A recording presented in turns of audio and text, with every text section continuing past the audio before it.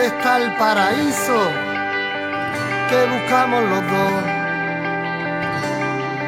¿Dónde está la vergüenza desnuda, la maja vestida por puro pudor? ¿Qué pasó con los otros? Dime dónde quedó.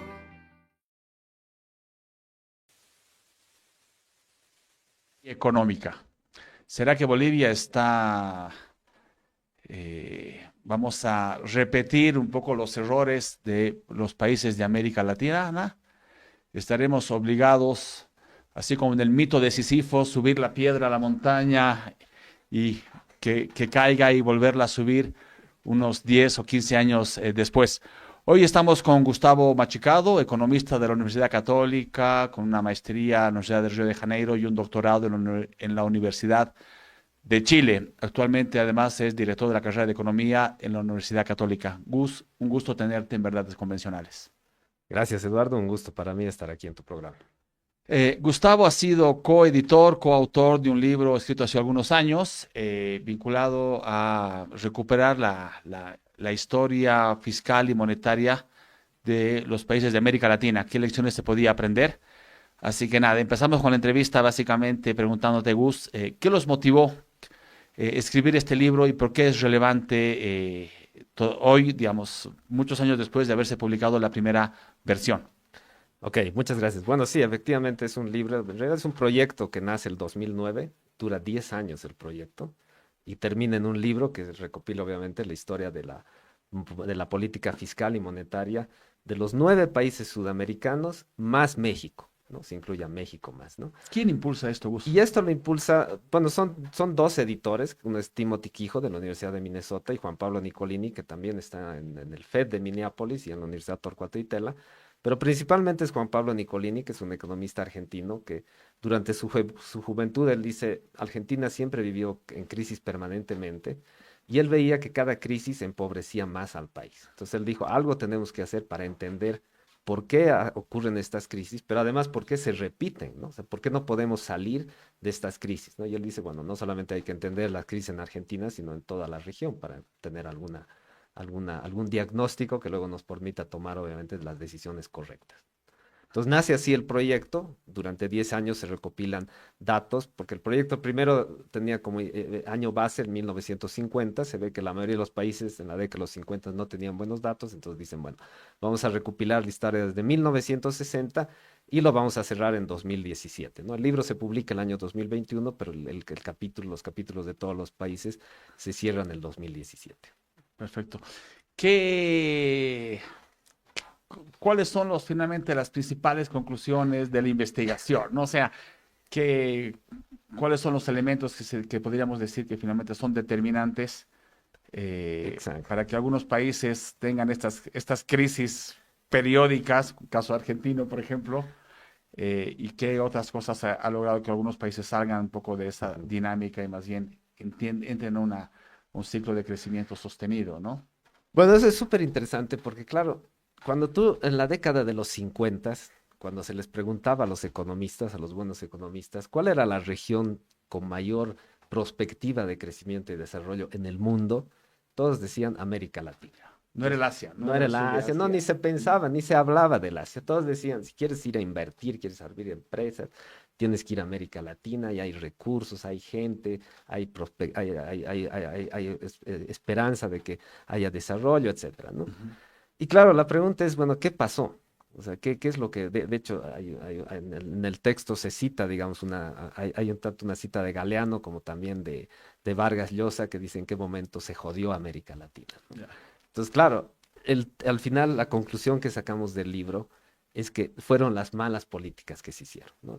Especialmente la política fiscal, ¿no? Porque una conclusión que se saca de estudiar todas las crisis de todos los países digo América Latina, pero en realidad es Sudamérica y Mm. México, ¿no?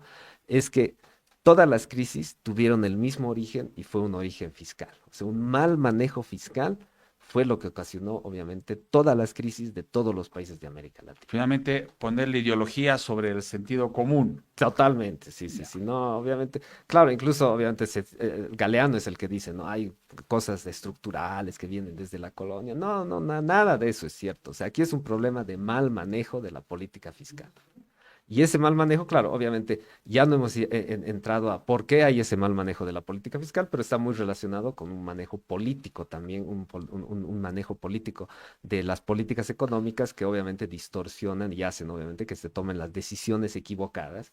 Y muchos países, como es el caso de Bolivia, repitan obviamente los errores, ¿no? Gus, ¿cuáles son los malos alumnos en América Latina? Yo leía un artículo del Fondo Monetario Internacional hace unos meses que decía que, bueno, cuando uno va al fondo es porque ya hizo las cosas muy mal, ¿no? Nadie va al fondo de buenas a primeras, Exacto. porque realmente pues ya no tiene la capacidad de resolverlo esto internamente. Pero además decía que el Fondo Monetario tenía buenos alumnos y tenían buenos y malos alumnos, ¿no? Había Exacto. algunos que efectivamente había un, digamos, un programa de ajuste, de reestructuración, y que después pues emprendían una senda de crecimiento. Y habían otros muy malos alumnos que volvían con cierta periodicidad al Fondo Monetario. Y entre Exacto. ellos citaba el caso, por ejemplo, de Argentina. Exacto. En la investigación, en los resultados de este libro, ¿cuáles son los malos alumnos de América Latina? Exactamente. Es justamente lo que, una de las conclusiones que llega al libro de América Latina. Bueno, primero, ¿cuáles son las lecciones, digamos, que se dan en América Latina y cuál es el periodo que genera las mayores lecciones? Es la década de los 80, ¿no? Que muchos autores la han clasificado como la década perdida, ¿no? De esta década, que deja muchas lecciones, todos los países de América Latina, excepto cuatro, que vendrían a ser lo que tú dices, los malos alumnos, son los que no aprendieron esas lecciones. O Son sea, no o hicieron lo sea, que los se años tuvo que. 80, vinculado creo que a un sobreendeudamiento Claro, con o sea, petrodólares, todos los, todos vivimos un poco una jauja todos los los años países 70. tienen igual, obviamente, un mal manejo de la política fiscal, Ya. que tuvo asociado, obviamente, con un sobreendeudamiento. Luego Los viene años 80 de viene la la década de los crisis, 80. los créditos se vuelven mucho más caros, Exactamente. Las tasas de interés suben, las obviamente, materias primas bajan los bajan los precios, ya. Y precios. todos más o menos América Latina nos vemos vinculados a una Todos tienen crisis. crisis. Ok, Obviamente, y de nuevo, ¿no? Todas esas crisis tienen un origen fiscal, pero en distintos países terminan en distintas cosas. En Bolivia termina en una hiperinflación, en otros países en un sudden stop, en fin, ¿no? ya. Pero claro, de todo lo que se vivió en la década de los 80, se aprenden ciertas lecciones, ¿no? Especialmente relacionadas al manejo fiscal. Y la mayoría de los países aprenden esas lecciones, excepto cuatro, que son obviamente Bolivia, Venezuela, Argentina y Brasil. Yo creo Esos que, son los cuatro malos alumnos yo de creo que la vale la región. pena volverlos a decir más despacito, porque además Gustavo dice, obviamente, es otra vez Venezuela, Venezuela, Argentina, Argentina, Bolivia y Brasil. Son Bolivia los y cuatro Brasil. malos Ya. alumnos de la región, Te que no propongo, aprenden las te lecciones. propongo que los repasemos estos cuatro básicamente. ¿Qué hicieron tan mal estos cuatro malos alumnos? Bueno, digamos, no vamos a entrar en detalles de cada uno de los países, digamos, de qué es lo que hace cada uno de estos cuatro países mal, pero repitiendo el origen de estas crisis, Ya. vuelven a cometer los mismos errores de política fiscal, ¿no? ¿Y cuáles son estos errores de política fiscal? Tener un excesivo gasto sin tener los ingresos suficientes, porque el problema del déficit fiscal no es si el gasto es grande o es pequeño. Tú puedes tener un gasto muy grande, por ejemplo, Dinamarca es un país que tiene un gasto muy alto, pero tiene también ingresos muy altos, ¿no? El problema es cómo financias ese gasto, ¿no? Y ahí está el problema, ¿no? Estos gobiernos, claro, empiezan a financiar primero con impuestos, cuando ya no pueden financiar con impuestos, recurren al endeudamiento, empieza a crecer la deuda, cuando ya no pueden endeudarse más, empiezan a emitir y empiezan los problemas de inflación. Primer elemento que planteas, Gustavo. Entonces, en algún momento estos gobiernos engordan su sector fiscal, Exacto, las cosas se complican porque en economía todo es cíclico y no tiene la capacidad de achicarse o de financiar, digamos, de una forma correcta ese tamaño del Estado. exacto, Nuestro primer elemento es que, digamos, no hay la flexibilidad ni la capacidad de financiar. Tú decías, Gus, no es tanto el tema del tamaño del Estado, que es exactamente. interesante porque Sí, ahorita la corriente, por lo menos en los países como la Argentina, su planteamiento es achicar lo más posible al Estado, ¿no? claro, Tú dirías que el tema central no es que el Estado sea más grande o más pequeño, sino que esté correctamente financiado. exactamente. Sí, Exactamente. Por eso te decía, ya. te citaba como un ejemplo Dinamarca, que es un país que tiene un gasto altísimo, pero tiene también ingresos Ya. altísimos. O sea, cobran impuestos, un montón de impuestos y con eso financian su gasto, ¿no? Y el primer elemento sería disciplina fiscal. Y en el caso de estos cuatro países, de estos cuatro alumnos, malos alumnos, es que finalmente no tuvieron la capacidad de alcanzar esa disciplina fiscal. Exactamente. O sea, en realidad, si tuviéramos que resumir cuál es la lección aprendida de la década de los 80, que los otros países sí la comprenden, es tener esa disciplina fiscal, ¿no? Y esa disciplina fiscal, claro, va más allá de solamente controlar el gasto, sino va, obviamente, de tener un sector fiscal bien administrado y bien pensado, de tal manera que, obviamente, se pongan, obviamente, los suficientes candados para que no se vuelvan a repetir los errores. Gus, planteas un segundo elemento, se plantea en el libro también vinculado a este concepto del traspaso y los gastos ocultos, ¿no? ¿Cómo se entiende? ¿Cómo explicamos eso a los que no son economistas? Bueno, es una cosa bien interesante porque, claro, el libro utiliza una metodología común para estudiar la historia. Y esa metodología es una metodología desarrollada por un premio Nobel, que es Thomas Sargent, ¿no? Que publica un libro en la década de los 80 que plantea juntar el balance del sector monetario, principalmente el balance del Banco Central, con el balance fiscal. Entonces, esa metodología se la actualiza, digamos, y es la metodología que se utiliza en el libro, que se la denomina la metodología de Sargent, Nicolini y Quijo. Y con esa metodología se estudia el tema fiscal tanto por el lado de las fuentes como también de los usos, ¿no? Y claro, al juntar aparece un residuo. Y la pregunta es, ¿qué es ese residuo? ¿No? Y en los distintos países, claro, hay distintas explicaciones de qué es ese residuo, pero en el caso boliviano, nosotros identificamos que ese residuo es principalmente, no únicamente, pero principalmente son las empresas públicas, ¿no? O sea que las empresas públicas, ese residuo que llamas tú, no es solamente un problema ahora, en 2026, sino también Siempre. fue en los años Sí, 80. sí, sí. Ya, o sea que es un tema recurrente, el tema de las empresas públicas, digamos, vinculado al tema de la disciplina Exactamente. fiscal. No solamente además de un mal manejo de las empresas públicas, sino que no existe una buena contabilidad de las empresas públicas. Entonces, ni siquiera se puede hacer un análisis correcto de las empresas públicas porque la contabilidad que se hace está mal hecha, ¿no? Y eso obviamente hace que al final la contabilidad fiscal esté mal hecha en casi todos los países, ¿no? Ahora, Gus, un poquito para profundizar este tema que me parece súper interesante. Se habla mucho sobre el tamaño del déficit fiscal, ¿no? Que si es del 4%, que si era del 8%, que ahora era del 12% y de pronto baja ahora al 10%. Ese es un temón y sin duda que 10% de déficit fiscal es No, insostenible a claro, mediano plazo, ¿no? Pero lo que tú planteas y lo que se plantea en el libro es que no solamente hay que ver el tamaño del déficit fiscal, sino cómo se lo financia, claro. ¿sí? Y que ahí es muy relevante. Entonces, en el caso de Bolivia, me imagino que pues, en los momentos de auge, pues, digamos, eran con recursos fiscales, que ahí no había ningún problema. Digamos, si vamos a la etapa 2006-2014, porque había un excedente. Después, entre el 2014 y el 2025, los últimos 10, 11, 12 años, se financia vía Banco Central, ¿no? O sea, las empresas públicas Deuda las y Banco financia Central, vía sí, Banco sí. Central y eso termina afectando también las reservas internacionales. No sé si puedes explicar un poquitito más eso. ¿Por qué es tan complicado este tema de los traspasos y cómo eso afecta a la disciplina fiscal?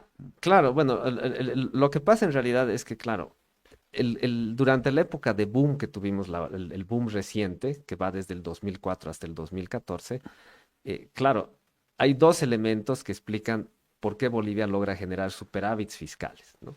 Primero es que nos perdonan la deuda el 2005, que es este Multilateral Debt Relief Initiative, donde a Bolivia le perdonan la deuda y la deuda baja de más o menos un 60% del PIB, la deuda externa me refiero, ¿no? Ujú.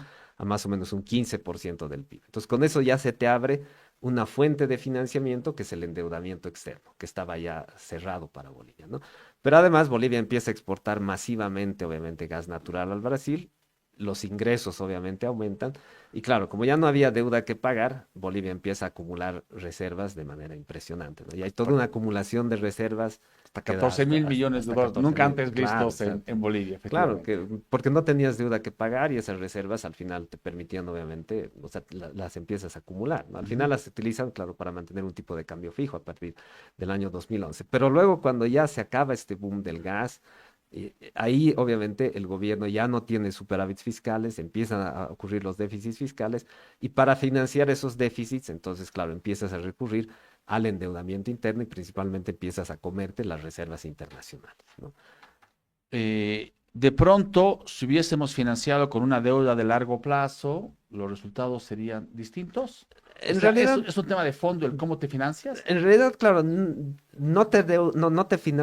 es clave el tema del financiamiento. O sea, el tema de la deuda es clave, ¿no? Es O un sea, tercer elemento que está en el porque libro ese es el también, tercer ¿no? elemento. O sea, en Ujú. realidad el problema fiscal surge cuando ya tienes deudas, niveles de deuda muy altos, ¿no? Entonces, cuando ya tienes niveles de deuda muy altos, tú tienes que empezar a pensar cómo vas a pagar esa deuda. Tienes que hacer, obviamente, ajustes fiscales para generar los superávits, especialmente superávits primarios, que te permitan pagar esa deuda o te permitan generar la esperanza de que en algún momento vas a pagar esa deuda, ¿no? De hecho, cuando hablamos de un ajuste fiscal, yo noto que aquí en la sociedad piensan, y muchos economistas dicen, es solamente bajar el gasto, ¿no? Y no es eso, ¿no? Un ajuste fiscal implica realmente repensar la estructura del aparato fiscal de tal manera que lo hagas eficiente y se puedan generar superávits primarios que sean sostenibles en el tiempo y que te permitan generar esa sostenibilidad, que te permitan al final del día reducir tu deuda pública, ¿no? Me hablabas del caso de Jamaica como otro de los malos alumnos que finalmente se volvió o se ha ido convirtiendo en un buen alumno. Bueno, en el libro, claro, no están incluidos los países centroamericanos. Hay un proyecto, sí, de en algún momento incluirlos a los países centroamericanos, porque hay lecciones bien interesantes que se pueden aprender también de estos países.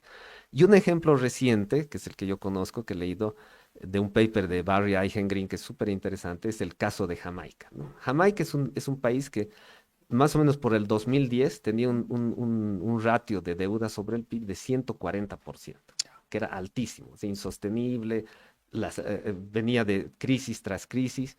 Entonces, ellos deciden hacer un ajuste fiscal con el objetivo de reducir esa deuda de un 140% a un 60% del PIB, ¿no? Y ahí, claro, ellos hacen muchas de las cosas que nosotros planteamos en el libro, de lo que se debería hacer y de lo que hacen también varios países, estos países que aprenden la lección, hacen esas cosas precisamente para ya no volver a cometer los errores, ¿no? Y básicamente son tres elementos que se tienen que tomar en cuenta. Primero, tienes que pensar en reglas fiscales, ¿no? Que hacen obviamente que los políticos o las decisiones políticas no influyan en las decisiones de gasto público. Entonces, bajo una regla fiscal, tú te comprometes a ciertos niveles de déficit fiscal, incluso pueden ser ya niveles de superávit fiscal, que obviamente tú no te puedes salir de esos márgenes, de esos niveles, ¿no? Lo segundo que también lo documentamos en el libro y es súper interesante es que en América Latina, los países que han hecho ajustes fiscales, todos, pero absolutamente todos, lo han hecho bajo un consenso político. Y cuando hablo de un consenso político, no refiero a un consenso solamente entre los partidos políticos, sino Claro, va a en un Bolivia consenso, un consenso entre solo partidos políticos no sería nada relevante, en este, realidad, no este sería es, estable, ¿no? exacto, tiene Ujú. que ser un consenso que vaya hacia toda la clase política, incluyendo sindicatos, incluyendo organizaciones sociales, etcétera, ¿no? Y Jamaica lo hace. Jamaica logra Se hacer, construye consensos se construye amplios. ese Ya. consenso, crean una comisión donde ellos, todos los actores, digamos, firman un compromiso de que este ajuste fiscal se va a realizar durante, claro, va a tomar varios años, Ujú. pero además dicen, bueno, vamos a verificar y vamos a crear obviamente un ente regulador, digamos, independiente del gobierno, independiente de todas estas organizaciones, que verifique que todos los agentes están cumpliendo con lo que se ha firmado, con este compromiso. Además, es un compromiso donde obviamente, claro, todos van a poner de su parte, no es que unos ponen más, unos ponen menos, sino todos deciden compartir, obviamente, porque todo ajuste va a tener un costo, ¿no? Entonces, todos Ujú. dicen, ya, vamos a asumir ese costo, pero de manera compartida.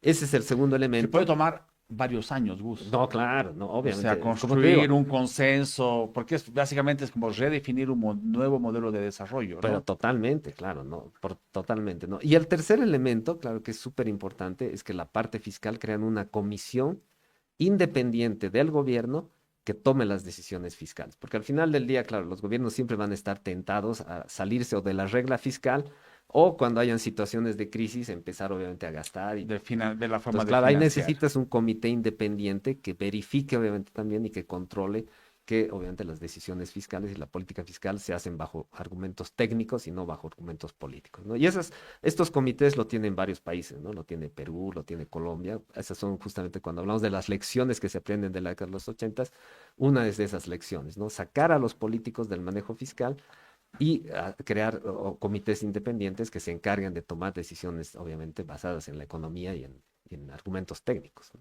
Las grandes reformas no se hacen en tiempos de bonanza, ¿no? En tiempos de No, bonanza exacto. se gasta, se apuesta sobre proyectos de pronto que pueden ser transformadores o también elefantes blancos, que es lo que nos ha pasado en Bolivia en Exacto. gran medida. Pero las crisis de pronto son los momentos pues, de repensar lo que tú planteas.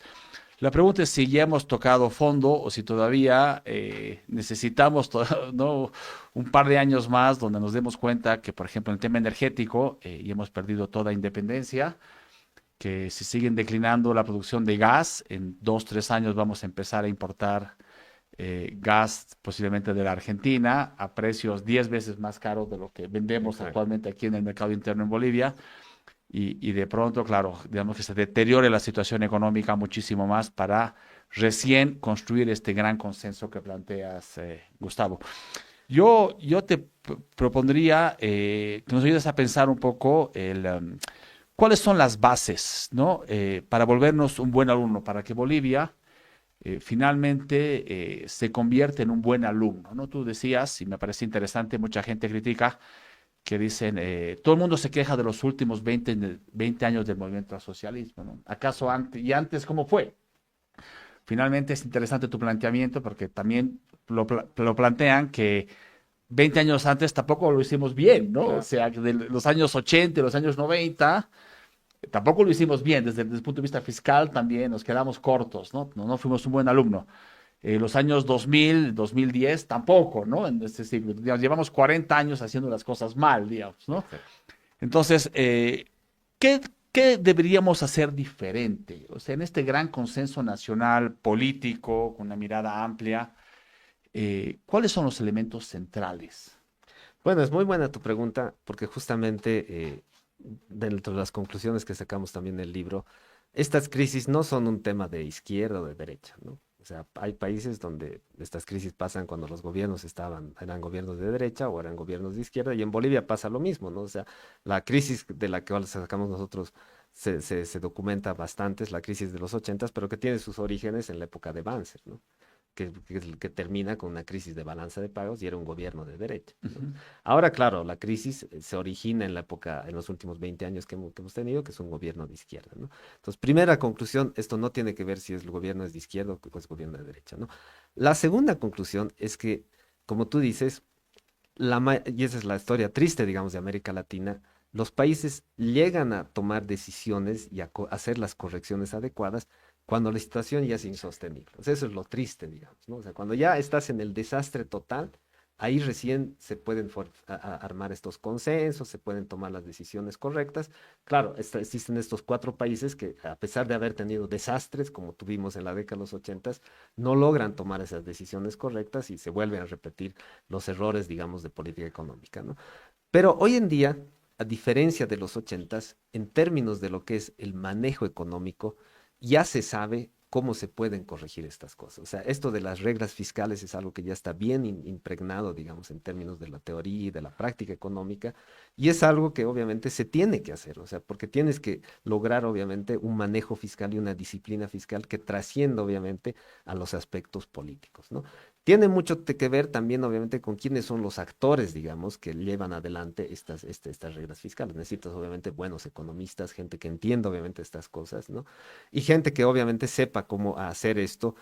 También, obviamente, no solamente desde el punto de vista de la economía, sino lograr estos consensos políticos. Ahí ya eso va más allá, digamos, de lo que nosotros podemos aportar como economistas. Pero ¿cómo puedes lograr, o sea, cómo puedes convencer dentro de esta ideología en Bolivia que existe, que el Estado tiene que hacer todo? O sea, sí, el Estado es importante, ¿no? Pero el Estado obviamente tiene que tener una disciplina, y esa disciplina a veces va más allá de tener empresas, obviamente. Yo no estoy en contra de que el Estado tenga empresas, pero tener tantas empresas públicas y empresas que no son necesarias, obviamente tú tienes que demostrarle a la gente que no es necesario, ¿no? Hay un costo Que hay un vinculado. costo, obviamente, eso, ¿no? Gus, dos elementos. Planteas el primero, el de disciplina fiscal. Un segundo elemento que me parece súper valioso es que discutes el tamaño del Estado, ¿no? O sea, no necesariamente un Estado más más pequeñito es mejor para una economía, es más Exacto. saludable, sino es cómo financiamos ese Estado, ¿no? Que esté correctamente financiado. Exacto. Me parece un elemento muy valioso, por ejemplo, para plantear esta discusión amplia política de, digamos, de construcción de un verdadero modelo de desarrollo, ¿no? Pero también somos conscientes de que el superciclo del gas se ha acabado y no se ha acabado ayer, se ha acabado hace 10 años y hemos ido viviendo un poco de los ahorros de ese superciclo. En Exacto. 2014 se acaba el ciclo, llevamos 10 años gastando lo que pues, ya no teníamos y ahora pues ya nos hemos gastado, ¿no? Entonces, eh, digamos, hay que ser como muy conscientes de la situación en la que estamos ahora. No es solamente un poco, digamos, necesariamente más allá de que no se necesita necesariamente un Estado más pequeñito, pero dado el estado actual de la economía boliviana, sí hay que reducir el tamaño del Estado, o no necesariamente. No, obviamente ahorita sí tienes que reducir el tamaño del Estado porque no tienes cómo financiarlo de la forma correcta, que es a través de impuestos, ¿no? Ahorita no puedes, obviamente, en una economía en crisis, aumentarle los impuestos, ¿no? Ya. Entonces, obviamente, como no tienes esa opción y el endeudamiento tampoco ya es una opción, porque ya estamos por encima del 100% de deuda. Obviamente, la deuda externa todavía está en márgenes, digamos, manejables. Sí, cuando obviamente hagan el ajuste del tipo de cambio, eso va a saltar y va a aumentar y eso va a aumentar obviamente la deuda pública total, pero obviamente tampoco ya el margen para endeudarnos también ya está limitado. Entonces, obviamente la única opción que queda ahorita es emisión y eso es inflación. Entonces, obviamente como no queremos llegar a esa opción, porque eso sería terrible, tenemos que bajar el gasto, porque por ese lado tenemos que achicar el Estado, ¿no? Y pensar, claro, en un Estado, en un tamaño óptimo del Estado, ¿no? O sea, no sé si tiene que ser muy chiquito o tiene seguramente no tiene que ser del tamaño actual, ¿no? Ya. Pero tiene que haber un tamaño óptimo donde tú puedas, obviamente, vía impuestos, sostener un nivel de gasto que sea, obviamente, adecuado, ¿no? En el momento que estamos ahora, finalmente, para los economistas, para los que han estudiado sistemáticamente los últimos 60 años de la economía de países de América Latina, finalmente no es tan extraño, ¿no? Como decía Gustavo, fuera de cámaras, ya hace 10 años ya habían predicho un poco lo que está pasando actualmente en Bolivia. Yo quisiera, Gus, que nos ayudaras un poco a predecir finalmente qué va a pasar en Bolivia si no hacemos nada, ¿no? Un poco el costo de no hacer nada, ¿no? ¿Qué le espera a este país si finalmente no se toman políticas correctas, ¿no? Sí, ¿Qué sería el desastre? O sea, ¿qué va a pasar si finalmente no es que hay que hacer algo, sino simplemente dejar de hacer, ¿no? Un poco lo que yo critico al último gobierno de Luis Arce, que creo que ya se veía venir donde estamos ahorita, y su política fue precisamente dejar que las cosas sigan pasando, ¿no? exacto. No, bueno, tu pregunta es súper relevante porque no puedes no hacer nada en una situación de crisis, ¿Qué ¿no? pasa? ¿Qué va a pasar si no hacen Entonces, nada? si no haces nada, y básicamente, digamos, o sea, ¿qué significa no hacer nada? Es dejar el manejo fiscal como es actualmente. O sea, Ujú, no hacer las reformas que se tienen que hacer, no lograr esta disciplina ujú. fiscal. ¿Qué va a pasar? Si no haces nada, vas a seguir obviamente con un gasto alto, porque además hablamos hace unos instantes sobre este residuo, ¿no? Que es Mm. un residuo que ahorita tú tienes, yo he hecho este ejercicio, he actualizado el ejercicio más allá del 2017 y te digo, el año 2022, que recuerdo que el déficit era de más o menos de un 10,2%, con este residuo te llegaba más o menos un 12%. Entonces ya teníamos un déficit de 12% el año 2022, que ya era altísimo, ¿no? Entonces, claro, si no haces nada, vas a seguir teniendo problemas fiscales que los vas a tener que financiar, obviamente ya no con impuestos, ya no con deuda, porque eso en algún momento se va a cerrar, Nadie nos va a querer seguir y prestando. vas a tener que emitir, ¿no? Ya. Y cuando emites, lo que viene es el problema de la inflación, ¿no? Y cuando viene el problema de la inflación, ahí se te distorsiona absolutamente todo, ¿no? Viene una recesión, viene un sudden stop, o sea, hay varias cosas. Es La difícil, deuda va a la deuda va a crecer seguir en creciendo porque el tamaño de la gobierno,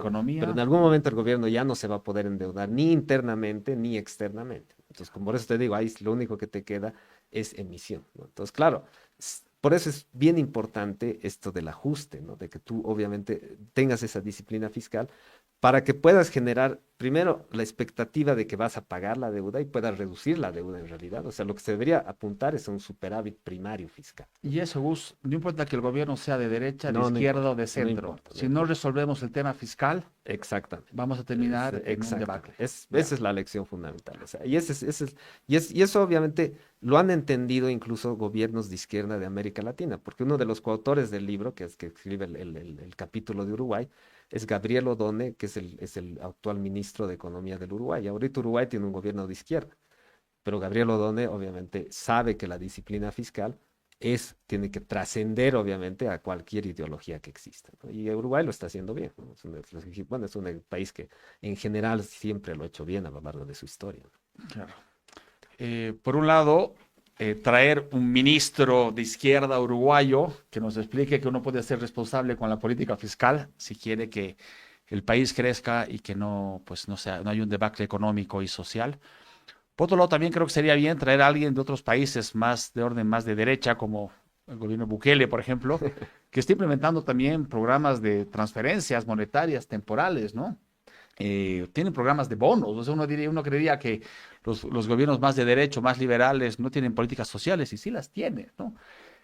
Gus, yo quisiera pedirte, ya para cerrar el programa, ya tiempo de agradecerte, creo que ha sido súper valioso y yo sé que este libro también está en digital, o sea que la gente también puede encontrarlo en la nube, en la red, en internet y pues, puede ser muy valioso que lo lean. Me parece muy importante esta idea, que además un poco va en la misma línea de las últimas entrevistas que hemos tenido aquí en el programa de Verdades Convencionales. Estuvo Javier Aliaga hace un par de días y él planteaba un poco lo mismo, ¿no? La necesidad de construir un gran consenso, ¿no? Y ahí la pregunta es el cómo, ¿no? Entonces, sin duda que nos ayudaría pues tener gente un poco menos ideologizada, ¿no? Un poco que sepan que de derecha o de izquierda no es tan importante el color del gato, sino que case ratones, como decía un primer ministro chino. Yo te pediría, Gus, ya a modo de despedirnos, un poco retomar, refuerzas esta idea de este segundo elemento que planteas, que finalmente para salir de esa historia de crisis, de repetir un poco las malas prácticas, la necesidad de construir un gran consenso, ¿no? Me parecería eso importante. ¿Cómo se podría hacer y cuál podría ser el rol de la academia? Tú ahorita estás de director de la carrera de Economía de una universidad prestigiosa boliviana. ¿Quién es, cómo? A ver, un poco como una última reflexión. No, bueno, como hablábamos, es fundamental el tema del consenso porque todo ajuste fiscal, que repito, no es solamente bajar el gasto, sino repensar, obviamente, la estructura fiscal, va a tener costos sociales, costos que pueden ser muy altos incluso, porque claro, puede generar desempleo, o sea, van a haber etapas, va a haber una etapa, obviamente, es como como en la medicina, digamos, ¿no? La inyección es dolorosa, pero luego te alivias, ¿no? Si la haces bien, ¿no? Entonces, claro, este consenso tiene que ser un consenso que más allá de solamente pensar en las reformas que se tienen que hacer, es un consenso también de que tú estás dispuesto y toda la sociedad está dispuesta a asumir estos costos, sabiendo pero y confiando en que esto obviamente al final va a ser lo que se tiene que hacer y lo correcto para salvar y para salir obviamente de la crisis, ¿no? Volviendo al ejemplo de Jamaica, que vale la pena realmente verlo con más detenimiento, cómo se han logrado estos consensos, porque no es que obviamente que se han reunido, es algo que ha tomado años, digamos, seguramente llegar a este consenso, y con lo que tú me decías, cuál es el rol que puede jugar la academia, es justamente, yo pienso, este consenso requiere que haya un ente independiente que verifique y que controle que lo que se ha firmado y que es lo que se ha pactado no es algo que tiene que ver con el partido gobernante o con las organizaciones sociales, sino es algo que como país se compromete la sociedad a hacer, pero que hay un ente que controle que realmente se están haciendo y se están cumpliendo esos compromisos. Y ahí yo creo que la academia puede ser interesante en dos cosas. Primero, en controlar que se cumplan estos compromisos. Y segundo, claro, obviamente es importante, claro, también convencer a los actores, digamos, dentro de este consenso, que lo que se está haciendo es lo correcto, ¿no? Y como te decía, un poco Sí, parte, hay que reconocerlo, parte de los problemas que hubo en la década de los 80 era que como economistas y todavía en la economía, había cosas que todavía no las teníamos muy claro, ¿no? Este tema de que la emisión te genera inflación, había todavía economistas que dudaban. Hoy en día ya sabemos estas cosas, ya sabemos que la emisión siempre se traduce en inflación, ¿no? Entonces, hay muchas cosas que hemos aprendido, obviamente. De hecho, hay un libro que ha salido bien interesante que es El Consenso de Londres, no sé si has He escuchado. oído, he oído, he oído. Y Ha en sido ese como Consenso de referencia Londres, al famoso consenso de Washington, exacto, ¿no? pero Que es básicamente qué hemos aprendido en estos 40 últimos años después. 35 años, Exacto. 35 años después, ¿no? Ujú. Y ahí ellos dicen, ¿no? Hay muchas cosas que no las entendíamos hace 40 años, que hoy en día ya las entendemos y sabemos que funcionan así. Nunca olvidándonos que la economía es una ciencia social y que, claro, hay cosas que pueden variar de un contexto a otro, pero en estos temas fiscales ya hay cosas que ya sabemos que cómo se manejan y cómo se tiene que hacer correctamente. Entonces, claro, la academia ahí juega un rol fundamental, claro, en convencer a estos actores que no necesariamente van a ser economistas o tienen por qué saber cómo se maneja la economía, de convencer que este es el camino que se tiene que seguir. Gustavo, ha sido un gusto tenerte en Verdades Convencionales. Pues nada, espero que este programita se difunda y que la gente también retome esta propuesta central, ¿no? Construir una nueva línea de desarrollo, salir de estas crisis finalmente periódicas, además habiendo desgastado o mal gastado un super ciclo del gas, ¿no? Sin tener claridad finalmente cuál va a ser nuestra vocación del país los siguientes 20 años o 40 años, pues nos obliga, si no queremos llegar al fondo para tomar decisiones, que se empiece a construir estos espacios de consenso. Gracias, Exacto. Gus, y nada, pues espero tenerte pronto también otra vez en el programa. No, gracias a ti, Eduardo. Me encantó realmente la entrevista. Muchísimas gracias. Gracias.